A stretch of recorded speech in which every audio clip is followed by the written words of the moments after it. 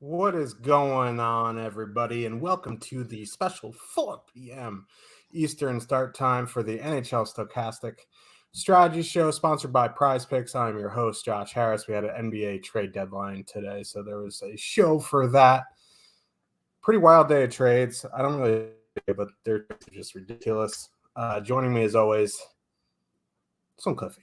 I don't have any fancy answer, Josh. That's fine. Yeah, pretty wild NBA trade deadline. Shout out D'Angelo Russell going back to the Lakers. Didn't think we'd see that, but we're not here to talk about NBA. We're here to talk about NHL. Big trade in the NHL. We'll get to that in a second. I want to talk about players that were supposed to play tonight but aren't. Rasmus Andersson, defenseman for Calgary. He got hit by a car last night. I don't mean to laugh at that. It could have been pretty serious. He's fine. He was on a scooter in downtown Detroit, I think they said, scootering on his way to a team dinner, and he got hit by a car. He went to the hospital. They checked him out, ran tests, released him. He was fine. He's not playing tonight. We'll talk about that game when we get to it. I just found it weird. They said it happened at 6 p.m. Eastern last night, and we didn't find out until 11 a.m. Eastern today that anything had happened to him. Obviously, like medical information, some of it can be very private. I understand all that, but once he was released from hospital, it took 12 hours for that news to come out. I was thinking to myself, like, he's not a super elite defenseman, but he's a pretty good defenseman in the NHL, running the top power play for a Canadian team, 50 points last year. He got hit by a car. No one knew. Like, what? I don't understand how that works, but I guess thankfully he's all right, but it could have been a lot worse for him. Yeah, I mean, I don't know. Like, I don't know why you're scootering around Detroit. Like, just take an Uber. But well, that's the other thing too. Like, I don't want to blame him for getting hit by a car. Like, that's not his fault. But I live in a relatively small town, 50,000 people, and I don't I don't run on the streets. I don't bike on the streets or anything like that at night. I'll hit the trails or something like that at night. But at night in the winter, like, even if you don't get hit by a car, like just slipping on ice or any black ice or anything like that seems like a pretty probable outcome. If I could give one piece of advice to people out there, is to not go scootering around in the dead of winter in the northern parts of America or in Canada. It seems like that's just a very bad idea. That reminds me of the Dave Chappelle stand-up, the Juicy Smollier. 3 a.m.? Sandwiches? Subway?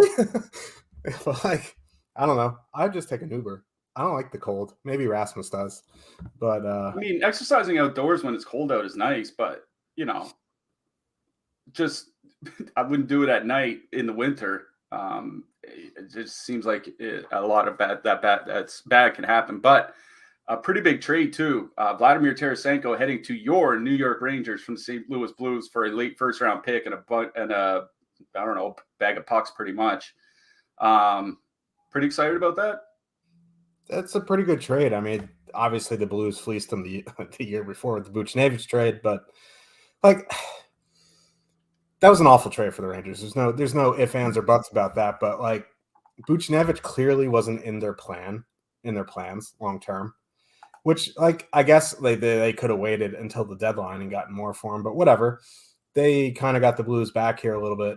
They're going to send a late first to St. Louis for Tarasenko, and obviously he's not the player he was 4 or 5 years ago, but he should fit into the top six nicely. He's friends with Panarin.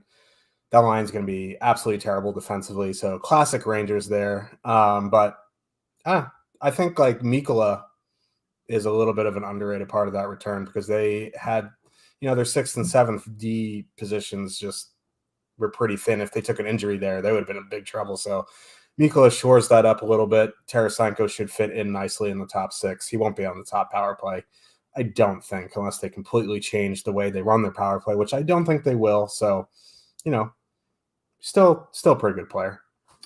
Yeah, it does seem like a nice pick, even if he's not the guy he was 5 years ago. Like I think he's still a good high end second line scoring winger, which is on the right wing, which is not something that the Rangers have had since Buchnevich got traded. So, real nice to see him. We'll see how he fits in with New York. I agree with you, probably power play too, but he's not on the slate here today.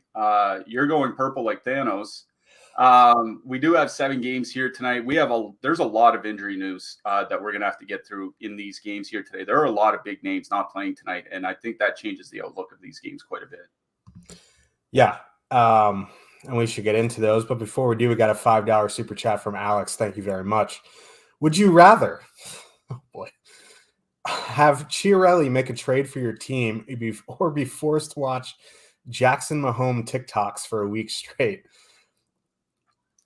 I mean, see, I'm a Montreal fan, and I'm at the point now where, like, other than obviously Caulfield and Suzuki and Doc, and maybe Slavkovsky, like, how many guys would I really care that he actually traded? You know what I mean? Like, if he trades Christian Dvorak or Joel Armia, even Brendan Gallagher, like, he was really, really good, but it seems like injuries are really catching up with him.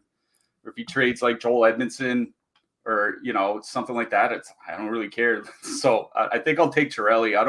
I think even just watching TikTok in general for a week would kind of just push me over the edge. So I'll just hope Chiarelli makes a relatively minor trade with a guy I don't really care about. Yeah.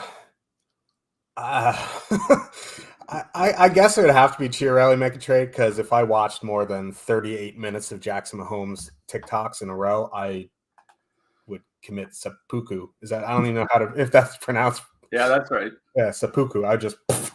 It's over. So Chiarelli, make a trade. Well, what is this? I don't know. We also have a $4.99 super chat from Wolf Girl. Thank you very much. Thanks for the free hockey info, guys. Thank you for watching, for tuning in, being in our Discord. We appreciate you. Yeah, we do. Thank you very much for the super chat. Always nice to see you when you pop in the Discord. And go watch Gone Girl. You were asking about that earlier. Definitely go watch Gone Girl. If you're not on our Discord, there should be a documentary on Wolf Girl. I would watch that 6-part series, HBO. Yeah. Let's go. I agree. But before we get into the slate, make sure you smash that like button. Likes help us out a lot. Not as much as, you signing up and getting in our Discord, but likes are good. Helps out the algorithm. And also just a reminder, we launched a first sport-specific YouTube channel, Odd Shopper Golf. Don't forget to check it out. It'll have all of our regular golf content with our crew of golf analysts, including Ben Ross of the GOAT. He is the GOAT. Former ISU caddy Eric Lindquist. That is quite the resume. Etan Shander and more will include betting picks, course and player analysis, parlays, one-and-done picks, and more. Link is in the description. Hit that subscribe button to know when our content goes live. When I grow up, I want to be a former ISU caddy. Oh, you're still young. You got lots of time. I don't know. JRH is due for a cash lineup in the 333. That's kind of my initials backwards. I don't know if you're talking about me, but I don't put cash lineups in the 333. Anyway, let's get into this slate. Colorado Avalanche with a 2.8 total heading into Tampa. The Lightning have a 3.2 total. Alexander Georgiev is probable. Andrei Vasilevsky is confirmed here. So interestingly enough, in the game, in their last game, Evan Rodriguez was on the top power play for 2 power plays.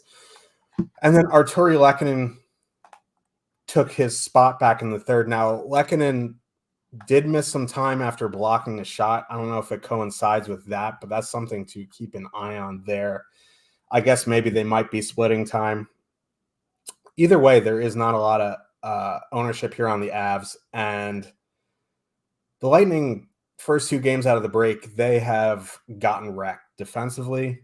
So, not much ownership on the Avs. It's going to be interesting because they're expensive, and I guess they're lower owned, one, because they have a 2.8 total on the road compared to the Edmonton Oilers, who are similarly priced with a 3.9 road total. But this seemingly seems like a good matchup. On the flip side, if you look at our top stacks tool, the Tampa top line has the highest positive leverage on the night. They have a very good projection per usual. They are fully correlated. They are very expensive, but that top line doesn't have a huge sample. That second line, okay. It's not as dangerous as a matchup as it was before Makar is out. So I have interest in both teams here. Yeah, I do have interest in both teams. I would say one thing that worries me, obviously, is with that Cale Makar injury is how that affects everything else. You just have to look at the numbers of their top players with and without Makar on the ice. They all go, all the offensive numbers go down. So it's not a lot. It's about 10%. 10%, in a single game, it's not that big of a deal. But not having Makar there certainly hurts their offensive potential, let's say, in this matchup. But like you said, Tampa Bay is not really looking that great defensively. And it's not, it is part of their top line. Their top line, that Kucherov Stamkos point line is only about break even, or about average, by expected goals against per 60 minutes of 5-on-5. It's that second line. It's the Cirelli, Killorn, Hagel line that's really, really having problems. They're generating a lot offensively, 3.9 expected goals for. That's really, really good. 2.9 expected goals against. That's quite a bit below average. Not very good. And they use that Cirelli, Killorn, Hagel line as the shutdown line. So they'll be going out against McKinnon and Nichushkin. I think that lines up as a pretty good matchup for that McKinnon line because, as I mentioned, those defensive numbers for Tampa Bay's second line are pretty bad.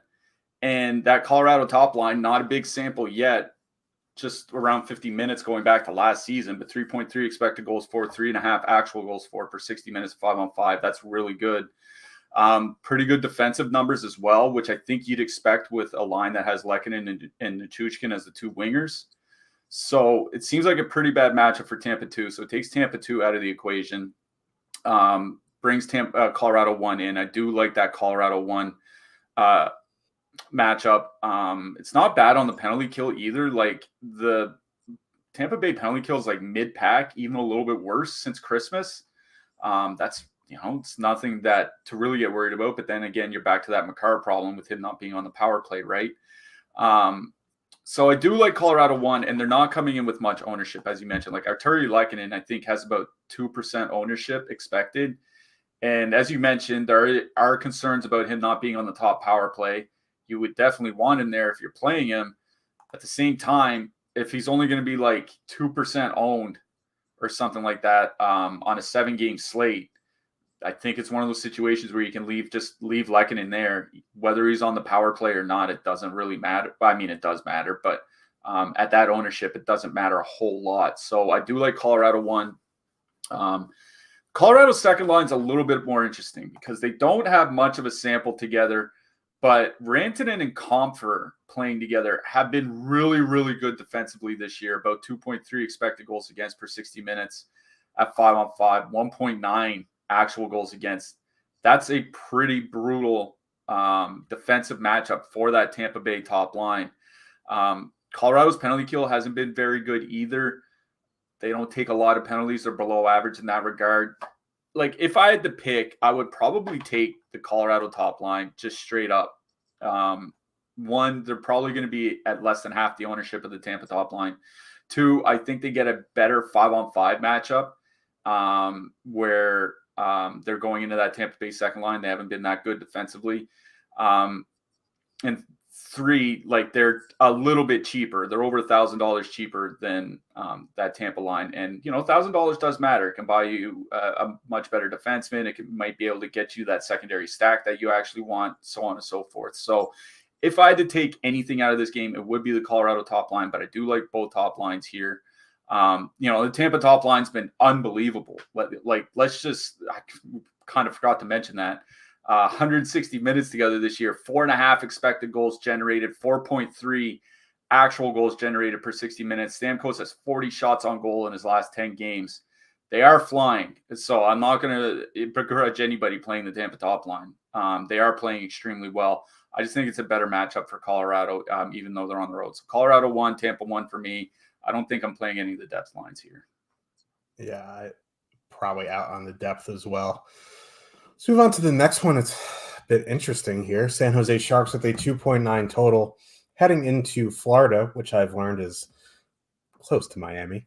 The Panthers have a 4 total. Kaapo Kähkönen and Sergei Bobrovsky are confirmed. Alexander Barkov is out. We had questions about Brandon Montour before this slate. It appears he will be in tonight. Interestingly enough, the Panthers had a 4 total before Barkov got ruled out. After Barkov got ruled out, they still have a 4 total, which speaks volumes to how well the Bennett Verhaeghe Tkachuk line has been playing. Kind of missed the boat on the low ownership there. They are projected for almost 30% ownership here tonight for good reason. They're unbelievable. And now it appears they've started to finish the puck here. So, like, if their shooting percentage has some positive regression, continues that way, they're just going to light the league on fire. The problem here is the ownership. And if you missed the boat before, it kind of feels bad hopping back on, but they do have a bigger projection than the Tampa top line. They get a better matchup here. Line matching on here seems kind of important because with Barkov out, I'm not sure it's going to be the same with E2, D2, Luosterainen in between Reinhart and Lundell. But if it is, that does bring in the Meyer, Hurdle, Gregor line for me. I like them again. It's a 2.9 total on the road. They are going up against the Bennett line now, which is probably fully correlated without Barkov. That maybe changes things, but as you dropped in our Discord this morning, Couture and Lord Michael Esimont have really good numbers together. So I don't know. This is another game like both sides here. Yeah, I agree with you on both sides of this game. Even without, like, the thing with Barkov is, like, he's not really having like a super great season. Like, he's fine, but it's not one of those seasons where, like if Matt Tkachuk was out, it would completely change how I look at this team and how I look at this slate. With Barkov out, it's not quite the same impact, at least in my opinion.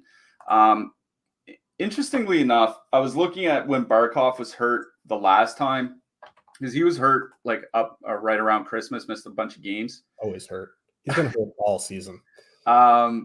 They basically split the time in the line matching. Now, I'd expect the Tkachuk line to see the Hurdle line a little bit more than the Couture line, but it's basically going to be top 6 versus top 6 is how Florida's going to play this. That does kind of matter, and it kind of doesn't, because Luosterainen, while not the offensive player Barkov is, not anywhere close, he's a pretty good defensive player. And if that Florida line can just replace Barkov's defensive ability with Luosterainen, it makes the matchup as bad for San Jose, right? Like, because that's all we care about from a DFS perspective is how good they are defensively. And if Luosterainen can replace that defensive ability, then nothing really changes from the San Jose perspective. on the DFS side of things. So, yeah, it's going to be top 6 versus top 6. It's going to put both San Jose lines in relatively tough matchups. Luosterainen actually has played a fair bit with, with his line mates that he's going to have here today with Reinhart and Lundell. He's up to about 40 minutes, 68% shot share in those 40 minutes together. And Luosterainen and Lundell have otherwise played pretty well together, 61% shot share in a much larger minute sample. I think it's over 200 minutes. So, Luosterainen's defensive impacts really do matter here. But like I said, I don't think he's going to replace Barkov offensively, which is why I don't really have a lot of interest in that Luosterainen, Lundell, Reinhart line. Even though you're probably going to have at least one guy, if not two, on the top power play unit. So, I'm not going to be playing Florida 2. I'm out on the Lundell Reinhart line. If you want to play the Tkachuk Verhaeghe Bennett line, I'm not going to say no. It's kind of like that situation Dallas was in a couple nights ago, right?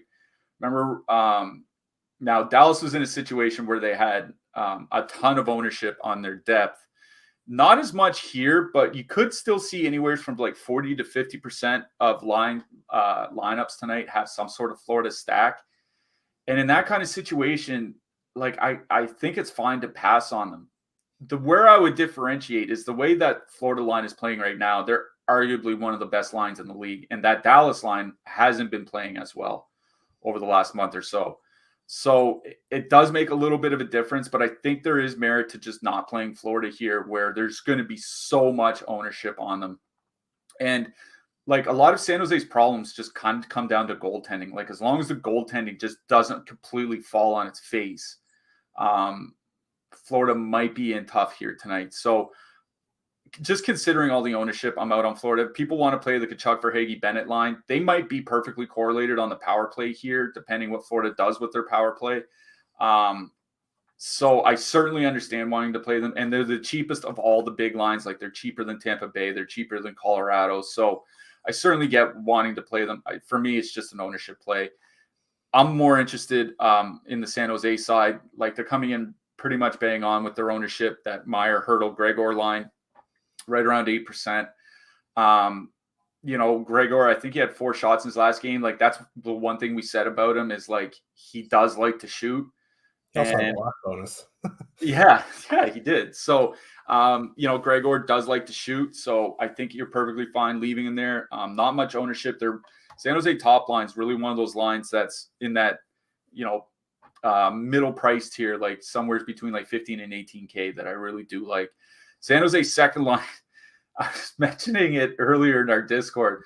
The numbers with Eyssimont and Couture on the ice are pretty insane. 64% shot share, 71 shot attempts per 60 minutes. I was just talking how good Luosterainen had been with Lundell and Reinhart. It's pretty much the same thing with Eyssimont, with Couture, and Barabanov. They've been similarly good as well.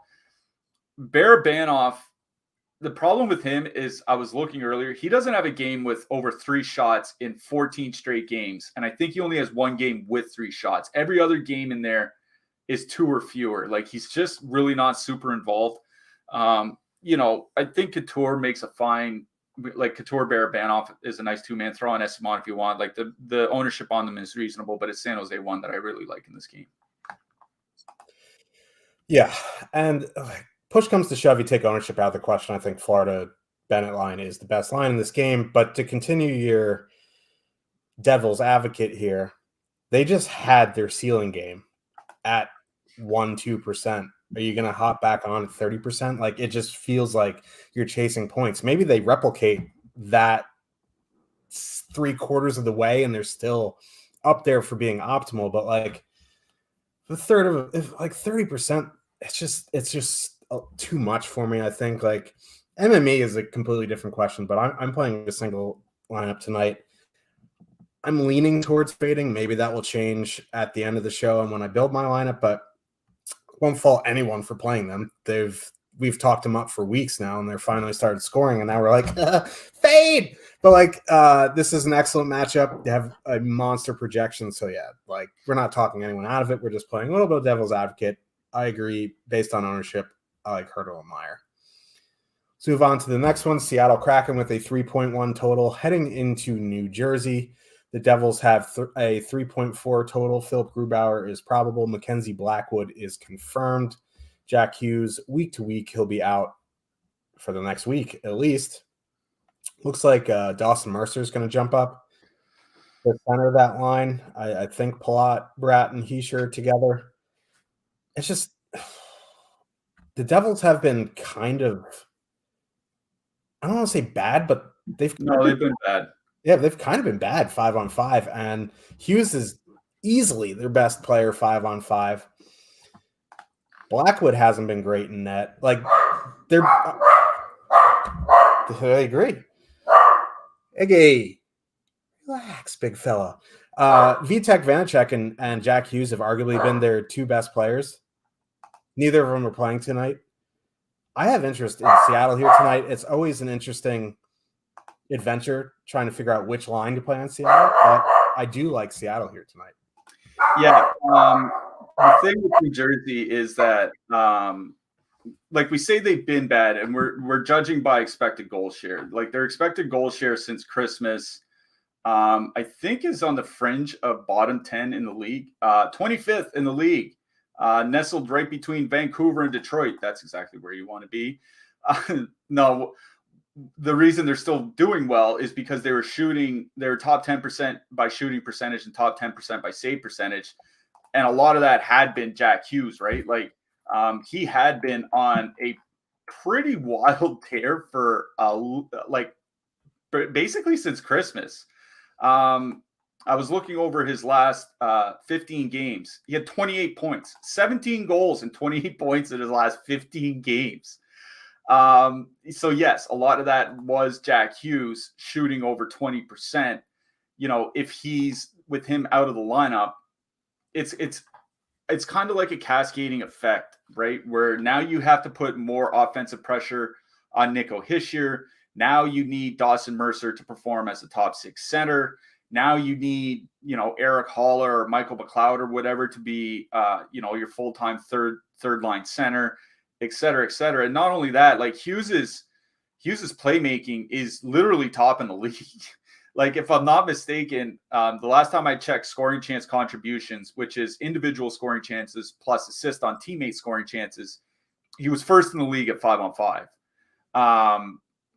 You take that out of the lineup, like you still have Jesper Bratt, you still have Hischier, you still have Tatar having a great season, you still have good players. But, Jack Hughes missed time last year, and I was looking at their power play. Like, their power play shot attempts go down 20% when he's not in the lineup. Their goals go down like a lot more than that. It's like 60%. Now, that's shooting percentage related. But again, if you take probably one of your better shooters out of the lineup, that'll happen. I have a lot of concern for New Jersey, not just, the line that he's leaving, but their power play as well. New Jersey top line had been playing pretty well together. 3.3 expected goals for, 3.5 actual goals for, 3 expected goals against for Palat, Hischier, and Bratt, which kind of raised an eyebrow from me because that's pretty bad defensive numbers. Now, as I mentioned earlier, they're getting top 10 save percentage, so the actual goals against aren't bad at all. But they are giving up quite a bit. So, it would kind of lend me to being a little bit in on the Seattle side because now you have to move, Mercer to the second line. It makes that line a little bit weaker. You have to move somebody up to the third line and so on and so forth. Like, we're talking about the Devils struggling coming into this game with Jack Hughes. I think we're going to see it's going to be even more evident without him. It's just so I don't really have a lot of interest in New Jersey here. Like, they're basically in the same range as San Jose 1, price, ownership, top 2 stack percentage and all that. I'd rather just play San Jose 1, I honestly think. So probably nothing for me from the New Jersey side. On the Seattle side, it's a matter of where you want to go, right? Because I think all 3 lines are pretty even. In fact, they're all separated by less than $3,000 or $2,000 on DraftKings, if I'm not mistaken. They all have anywhere like around 0.5 to 1% top 2 stack probability. Like, they're all basically the same line, right? So I would lean to the Gord, Tolvanen, Bjorkstrand line for 2 reasons. One, they're playing really well. Their last 100 minutes together, They're at like a 62% expected goal share, 3.6 actual goals scored. 2 out of the 3 guys are at least on the power play unit. Tolvanen has 22 shot attempts in his last 5 games, which is really good for him. They're just still really playing extremely well. So Bjorkstrand and Gordon, Tolvanen is where I would go for my Seattle stacks, but they do have 3 playable lines. I think this game is more about probably getting away from New Jersey and getting onto the Seattle side. Yeah. Lindy Ruff, coach speak, maybe he said he thinks it's going to be on the shorter end of week to week, but really don't know. Before we move on, we have a $199 super chat from Nino. Thank you very much, Nino. What do you think of the Colorado second line? I think they're in a pretty good spot, but they are going to get a bunch of that Kucherov point line, which has been not great defensively, but they've been an absolute powerhouse offensively, and the Colorado top line is an unbelievable. I wouldn't say unbelievable, but they're in a better matchup going up against the Cirelli line. So while Colorado 2 is fine, I believe Colorado 1 is the better play. Yeah, I think so too. Like, obviously, Colorado top line's a lot more expensive, but we have the first line and second line coming in with roughly the same ownership. And with 2 lines like that coming in roughly the same ownership, I'll just play the much better line and the better Nichushkin and Lehkonen. So that's what I would say about that. Yeah, I mean, if you want to put like Mikko with McKinnon and Nichushkin in a stack, go for it. I mean, as Cliffy talked about, Tampa's penalty kill, middle of the pack, so you can certainly mix and match the power play guys there for sure. As we mentioned off the top of the show, we are sponsored by Prize Picks, and you can get 1 free month of Stokastic Plus Platinum and up to a $100 deposit match bonus with Prize Picks when you sign up and make a deposit at Prize Picks. And if you're interested, Josh Engelman has a new NBA Prize Picks. That is a mouthful video every day, starting on 2/6. That was 3 days ago on the Odd Shopper channel. So if you are interested in NBA picks for Prize Picks, check out the Odd Shopper channel. Josh Engelman has a video every day, who I still get confused with, even though I am way better looking. But that is besides the point. If you click the link in the description below, you'll get 1 free month Stokastic Plus Platinum and up to a $100 deposit match bonus when you sign up and make a deposit with Prize Picks. Also, if you want to check out the NHL Prize Picks, our boss, Jake Harry, at Jake Harry on Twitter, puts out Prize Picks for NHL specific every day. He loves to hear from you on Twitter. He is the biggest people person I know. So make sure you hit up his Twitter and let him know that his Prize Picks suck. Or if you really like them, just tell him. Before we move on again, we have a $20 super chat. I think we have just broken a record for 4 super chats. That is the most we've gotten this season. Thank you very much, Willie K. You didn't have to do that. You said you weren't going to do that, yet here you are doing that. Thank you very much. Says, appreciate you guys. Thank you for all the great info. Congratulations to you again. You literally won every GPP you were in the other night. Wasn't very close. Congrats to you. Hopefully that helps out with whatever you need helping out with, which is why you said you weren't going to super chat. Yeah, we do appreciate the $20 super chat. And yeah, congrats on the huge night there on Tuesday night. Probably should have mentioned that at the top of the show, but we'll mention it right now. Just absolutely crushed. Took down the $5, took down the $15, took down all the entries. Yeah, took down a lot.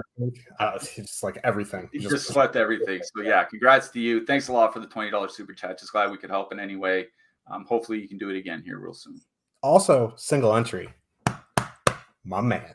Spent it all on Cam Thomas rookie card autographs yesterday. My man.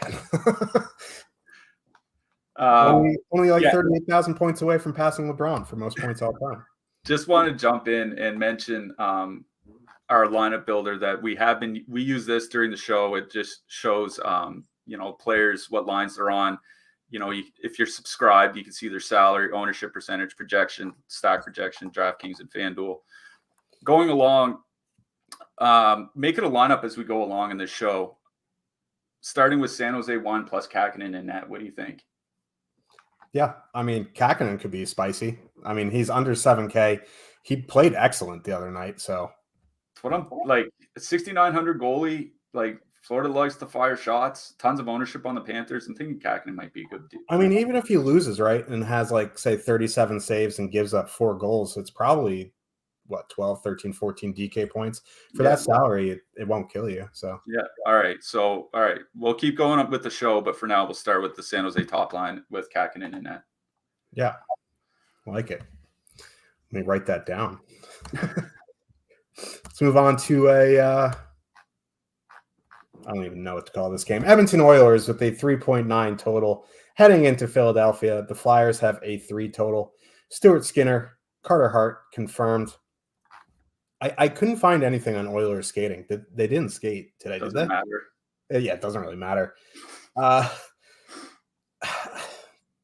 McDavid didn't play more than 8 minutes with anybody on the roster the last game, so you just put in the big boys here. The one thing Cliffy will tell you, and I'll give you a preview of that, is this is not a very good power play spot, but Edmonton Oilers power play, one of the best in the league. So unmovable object meets the I don't know. Who do you like in this game? Unstoppable force meets the immovable object. Andre versus Hulk, WrestleMania 3. Not a very good power play spot for the Oilers. We've been seeing it for feels like a couple months now. The Flyers have a really, really good penalty kill. Not much has changed since Christmas. That's his thing. Yeah, since Christmas, the fewest shots against per 60 minutes while on the penalty kill. Their goals against just right around top 10 in the league on the PK in that span. Yes, Edmonton can break anybody. That's kind of what they do. It's what they're known for. But they do live and die with the power play. If the power play doesn't get there, these guys probably don't get there in DFS. And it is a really bad power play spot because, even the Flyers don't take a ton of penalties. They're at 2.9 times shorthanded per game this season. That's really not a lot. They're like in the middle of the league by time shorthanded, like time spent shorthanded since Christmas. And that's with not a lot of goals against. So they're spending more time out there because they're not getting scored on. So, not a lot of power play opportunities probably for the Oilers. Not a great penalty or not a great power play spot in general. The concern is the ownership, as it always is, right? Like McDavid coming in right around 10%. That's certainly a problem when you're on a slate of this size. Leon Draisaitl probably coming in somewhere between 5 and 7% or something like that. Those kinds of numbers are always a big problem when you're on a short type of slate like this. But it's what we were mentioning earlier about lines is what do you do with Edmonton? Because as you said, Connor McDavid at even strength last game played almost 14 minutes at even strength in their last game. He didn't spend 8 minutes with any single player, which means he's spending at most 5%, 55% of his ice time with another player. I think it was Evander Kane, actually. So the way I'm looking at it is pairs of players, Kane and McDavid being one, Draisaitl and Hyman being the other. And if I'm playing Edmonton, at the very least, I'm playing one of those pairs, and if not more. So the Kane McDavid is kind of an interesting proposition because they haven't really been that good together when they have skated together. Kane and McDavid, 75 minutes without Draisaitl, 2.7 expected goals for, 1.6 actual goals for, shooting 4.8%. They're getting outshot when they're on the ice. That's probably not what you want when you have Evander Kane and Connor McDavid on the ice together.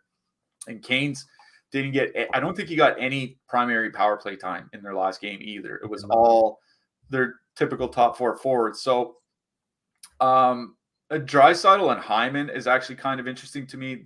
155 minutes together without McDavid, 3.3 expected goals for, but only 2.3 actual goals for because the shooting percentage isn't very high.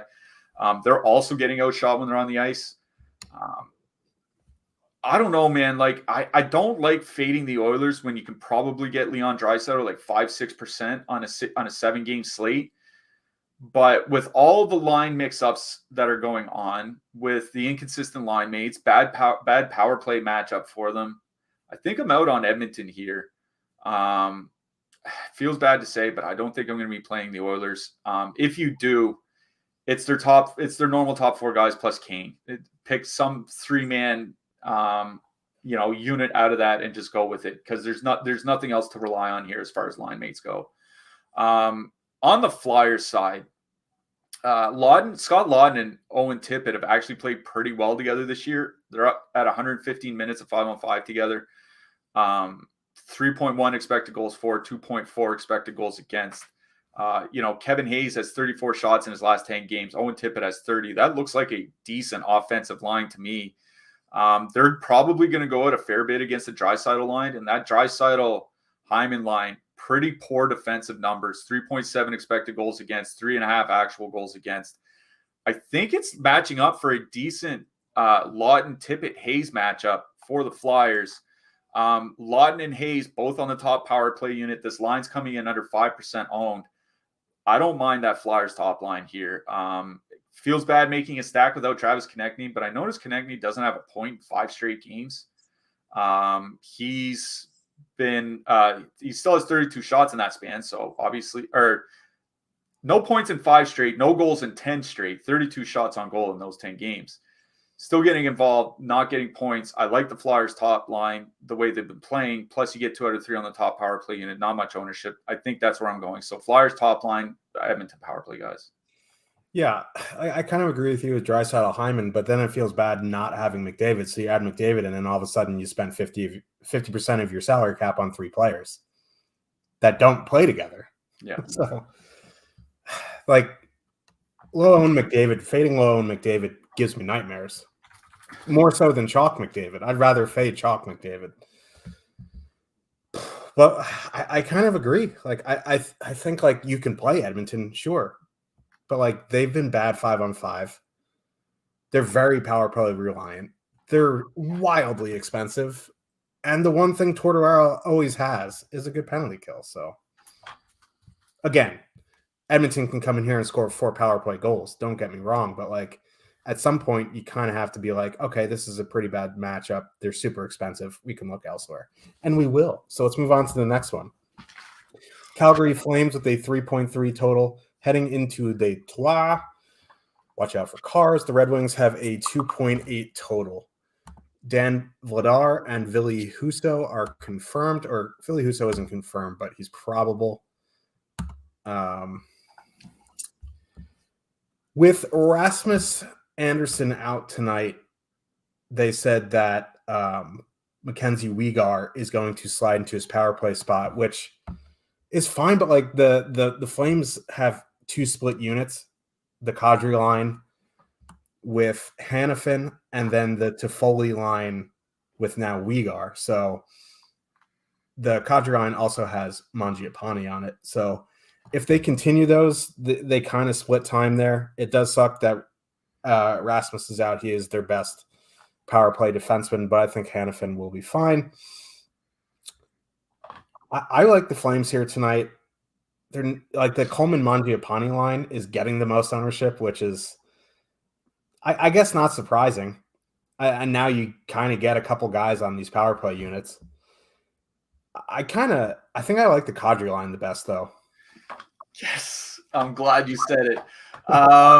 Yeah, I mean, Backlund, Mangiapane, and Coleman, let's get this out of the way. It's probably their best line.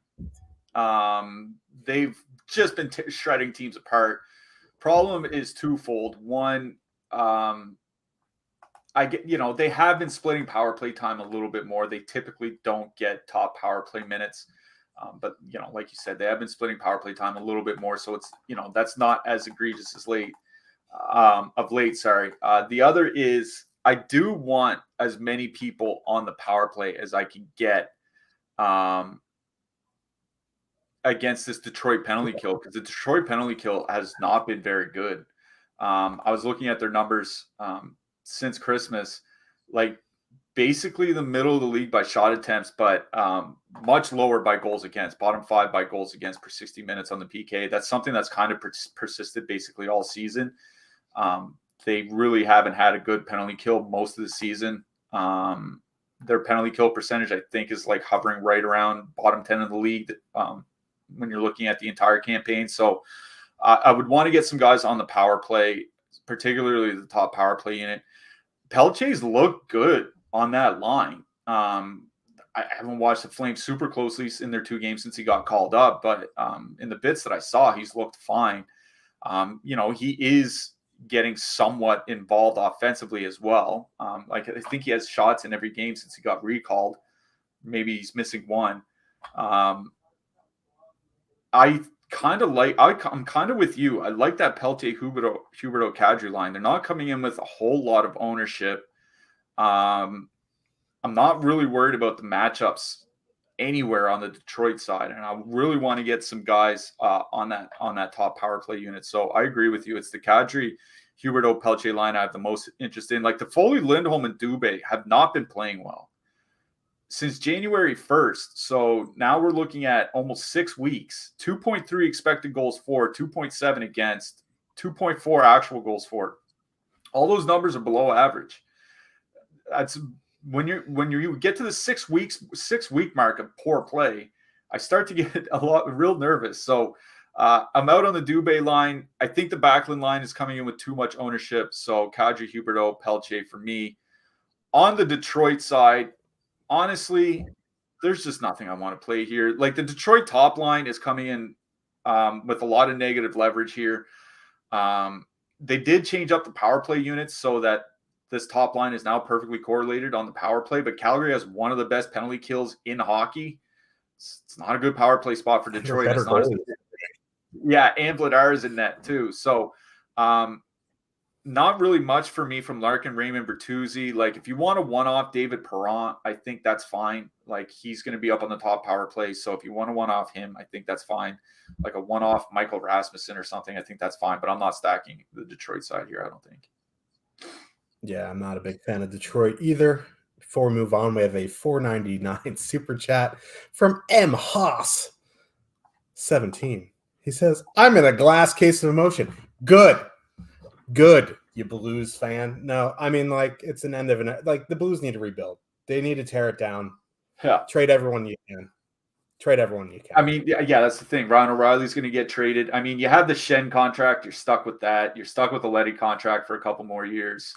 But you have to start building around Thomas and Kyrou now, and Buchnevich to some extent, but particularly Thomas and Kyrou. That has to start now. You got a Stanley Cup out of it. Stop complaining. Yeah, you got a cup out of it. Then you sign Bennington to an awful. You know what? You got a cup out of it. You sold your soul. Get out of the glass case. Don't throw a dog off the cliff. Eat a burrito. You'll feel better. Smash the like. Anyway. So we talked about it on the last show. We mentioned it on Twitter as well. We have a special exclusive deal for you guys, the listeners of this show. Thank you very much. There's almost 200 people in here. That is very good numbers for hockey. We appreciate all of you. If you click the link in the description below, you can get a weekly or monthly membership for 50% off. It includes everything that we have. Projections, ownership, the lineup builder that we're building a lineup currently, rankings, Discord. You can see Haas have a mental breakdown about trading Vladimir Tarasenko and about how to cook ribeyes if you want. But if you're interested in trying it out, you can get the week membership for 50% off, which is a good deal. You get $10 off the weekly there. You're going to spend under $10. For the weekly, you will get access to everything. You can try it out, and if you love it, which you will, you can re-up. Or if you want to do the monthly, that'll take you through NBA All-Star break, where DraftKings has confirmed they will be running some of the biggest tournaments they ever have outside of the Fantasy Hockey World Championship. So it's up to you. Click the link in the description below. Get that weekly. Get that monthly.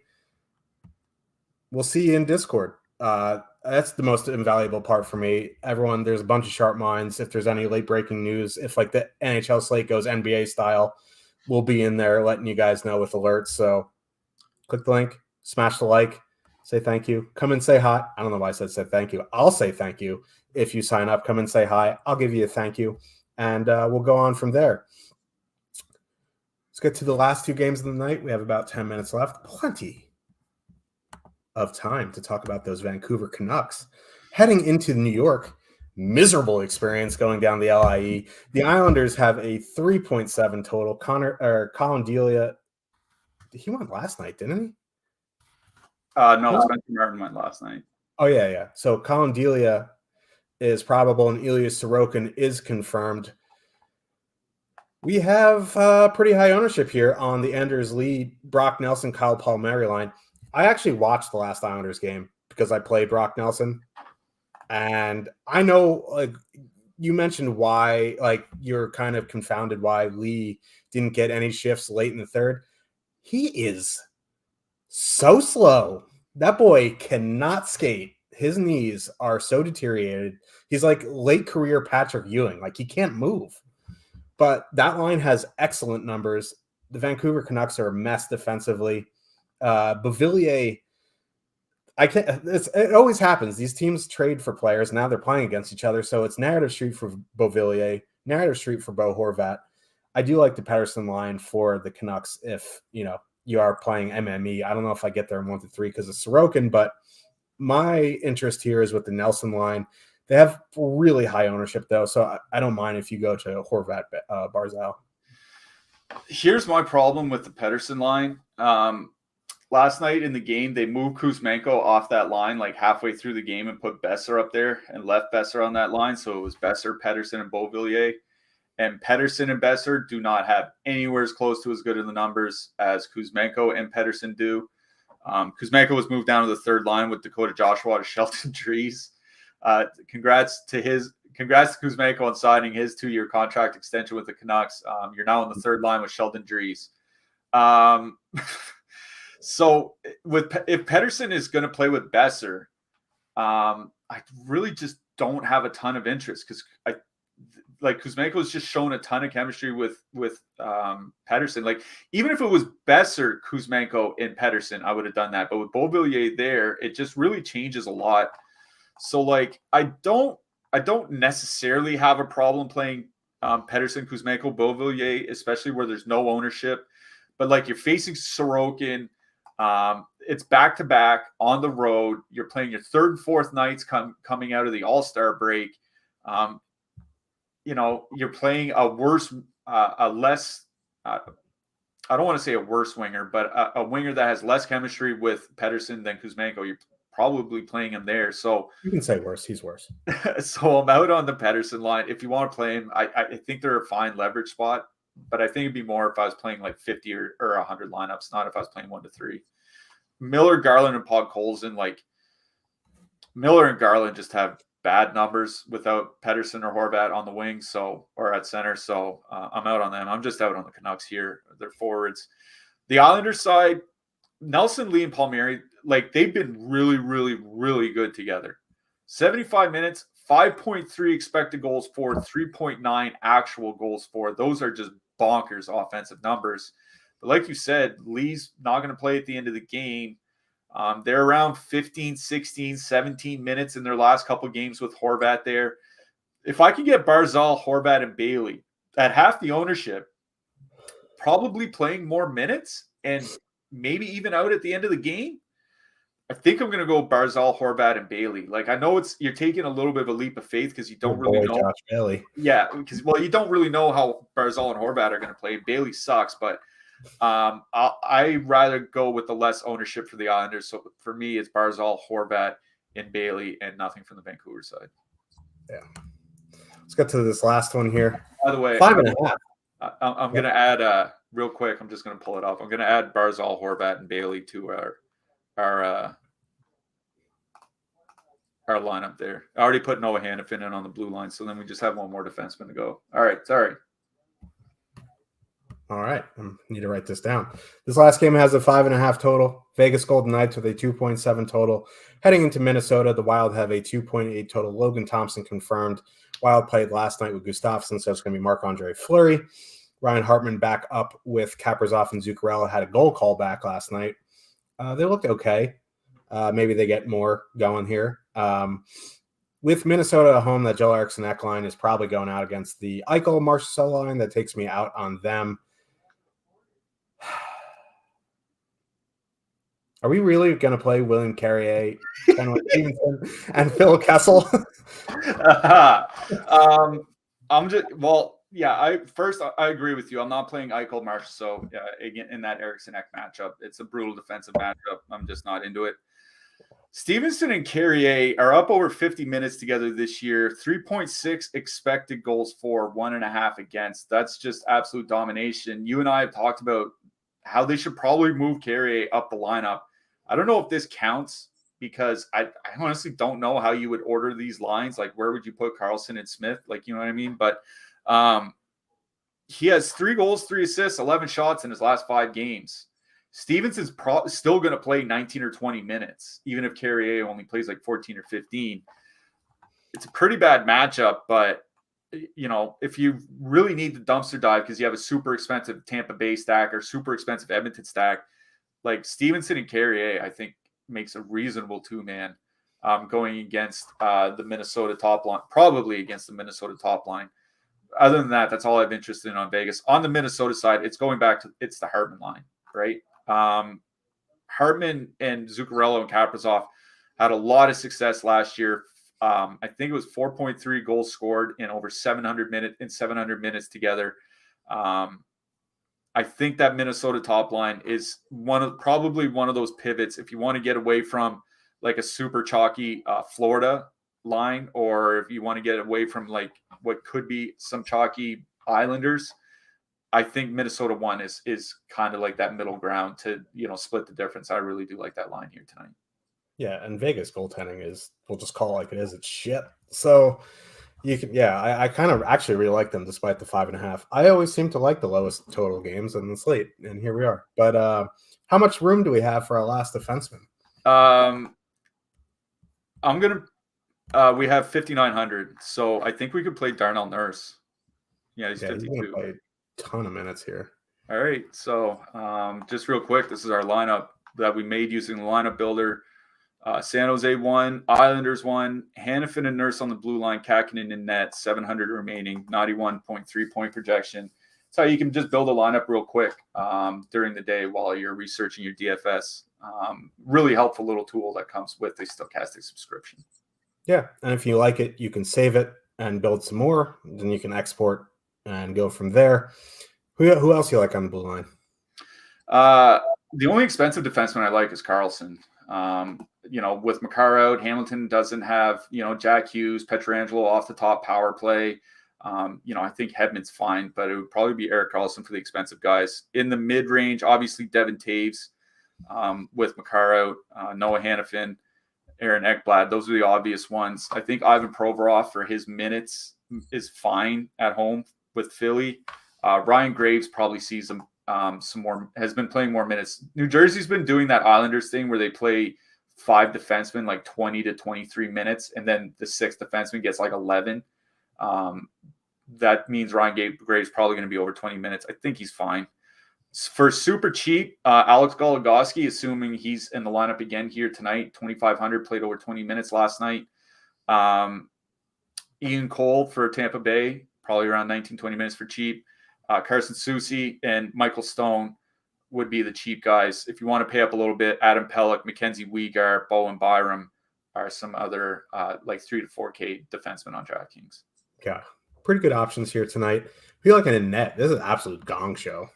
Honestly, Vasilevsky probably tops. Like Kakinen, I'm seriously debating playing Kakinen here at 6,900. He's going to see a ton of volume from Florida, you have to think.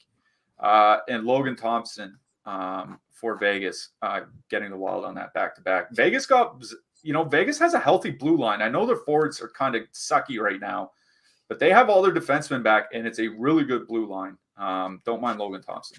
Yeah, I don't know if you heard that crash behind me. My pit bull just fell down the stairs. Who are you liking for your hat trick pick? I think I'm gonna go with the guys that I'm going to play here tonight. And I'm gonna go San Jose 1, and I'm going Thomas Hertl. Nice. I got to keep up with the spice tradition. Noah Gregor actually was a shot away from the combo meal, which would have been very good at his price. But I'm going Jacob Peltier. Ooh, that would be spicy. Yeah, that would be quite a scene. But yeah, we will be back on Tuesday, I believe. Yeah, make sure you smash that like on the way out. Make sure to get those memberships. We'll see you in Discord. Good luck, everybody. Good luck tonight, everyone.